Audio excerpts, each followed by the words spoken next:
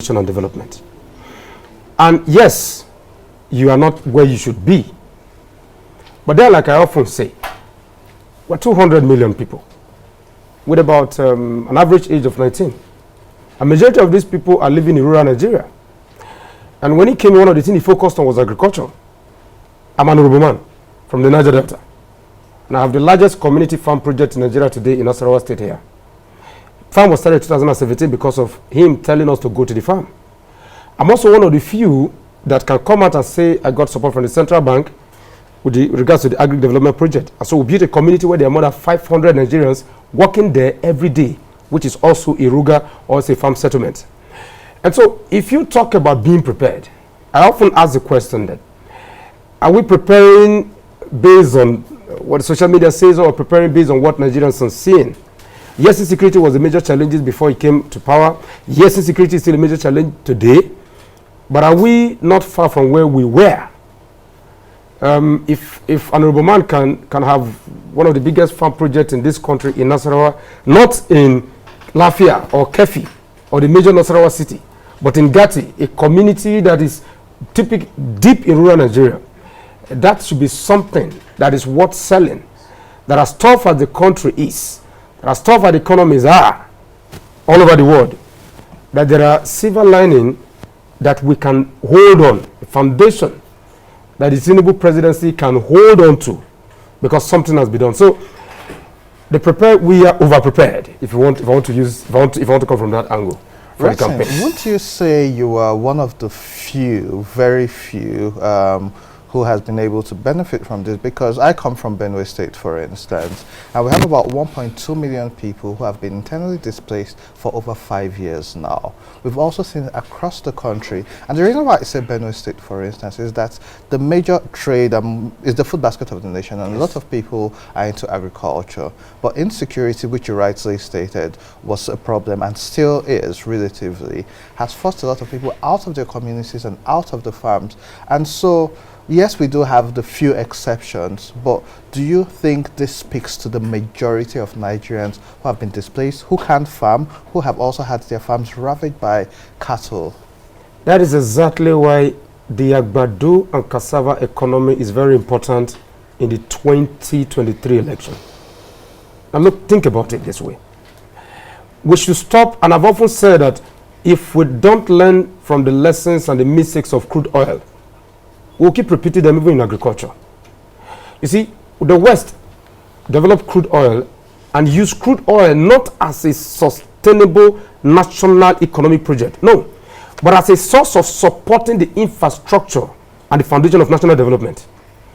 So what should change in Benue? Yes, I understand the Benue challenge because I'm in Nasarawa, we're very close. But what is ordinarily supposed to change? Your national development should grow from agriculture, okay, down to every other sector. Don't forget that more than 80% of all global industrialization were agrarian. If you take out the exception of Hong Kong, which was the point of trade between mainland China and the rest of the world, and probably take out Switzerland. Even Switzerland takes cocoa from most of Africa and then convert it to chocolate, okay, other than their illegal, other than their money transactions. So you have to look at agriculture as that foundation. And so what should be done in a state like Benue? And one or two persons from even the current government have come to look at the model we built in Nasarawa State as a source of implementing rural farm settlement in Benue. But unfortunately, the mistake the country and leadership keep making is we look at the sentiments and forget the issues. And what are the sentiments? The sentiment is the Fulani, is focused on the Fulani taking over Benue. But what are the issues? The American cowboy and the Fulani man are one and the same person. What did the Americans do? The Americans created an industry out of their own Fulani herdsmen. So the cowboy industry today is equivalent to the Nigerian economy as a whole. Over $400 billion. And the cowboy and a person, when we say they stay on top of cow, make us speak pidgin overs. They stay on top of cow, they manage cattle, isn't it? So it's a Fulani herdsman. So what we need to do in a place like Benue is for the state and the local government to be focused on real rural integration and then use that as a source of national development. And when you do that, right, you engage the local people. And let me tell you, Benue does not have an insecurity problem. Benue has an economic problem. Nigeria does not have, like I often say, Nigeria does not have a debt problem. Nigeria has a revenue problem. So what do? You use agriculture as a source of not just employment, creating jobs, but as a source of rural integration. And when I see a lot of these governors coming to us and telling us that they want to build Kota Road in rural Nigeria, I say, go to Texas. Texas have some of the largest farm fields in the world. And the roads leading to those farms are not Kota Road. They are high, compact, laterite road with basic infrastructure and rural amenities that is provided for the people. So what the Agbado philosophy and economy is talking about is simple. Is that, look, let us go back to what it used to be. And let me ask you, I was born in 1976. I was born in Jos. And my dad was in the army. Late Professor Moses Tereke was in the army. And because they couldn't come home, they planted kola nut tree in my name in Wari, Delta, in Ili, the Delta State. They are still harvesting that kola nut today. When was the last time we planted trees? So the reality is, we need to refocus. And that is exactly what the Asiwaju campaign is talking about. And that is why, in understanding Benue, we must not keep focusing on the challenges that we have had in the past. Because those challenges will always be there. But let's not forget, Europe right now, they say they go get firewood to cool themselves because of the challenge of gas. Now, you will come to Nigeria and tell Nigeria, make you go get firewood. So Benue, the solution to Benue's challenges and crisis is the Agbado and cassava economy for the greater good of the Nigerian people. Okay. Interesting one there. Honorable, yesterday, the NOI actually made headlines with their poll that was conducted based on the top political parties and their presidential candidates. And what was clearly shown was that the Labour Party candidate was leading those polls. Can you share your thoughts on that? Thank you very much. Let me also, before I commented that, let me appreciate my brother who agriculturally elaborated and explained to Nigeria. And this is part of the things that we need for Nigeria. And of course, please don't stop at this Benue level. Continue, go to Borno, go to Lagos, go to Sokoto and the rest of it. Exactly, any strong, meaningful economy is by agriculture. He said it all. Well, let me go back to the electioneering situations. That is, social media. You see, they have their own way of doing things. This is the time that we Nigerians should come to the world and say that, yes, tell the entire world that we are the giant of Africa and that we are the leaders of black race. And we should exhibit it by the reality. Fake news is not even good for you, or for me, for anybody. There's nothing like this to conduct it. Let's see the reality. I believe the party that will beat APC down, I think I will wait to see. It is not true. It's a fake news. So interestingly, Honorable, yes. I hear your sentiments, which has been echoed by some of your colleagues. It is not a sentiment. I'm just telling you the reality. I'm one of the border, and I have my followers. Yes, and I control over 8,000 voters. So no, Honorable, I can show you an example of that. And somebody will come outside here and tell me there's an conducted pool of opinion, what have you. So several points is, and people have counted saying NOI polls in 2019 predicted Alhaji Atiku would win the election, which he didn't. And people have also commented, what is the sample size? Tell us the number of people, the population you sample to get the result. But I want to come back to something which he said, and you. The president was in Imo State just this week. And I recall that in his 7th or 8th year of being the president of Nigeria, he still makes reference to the last 16 years of PDP where oil prices were at $100 per barrel and it was all squandered. Now he has tried his best. However, our refineries are still working at minimal capacity. We are not meeting our quota at a point where Russia is holding the world to ransom, and Nigeria would have made a lot of money from sale of crude oil to the rest of the world. We've not benefited from that.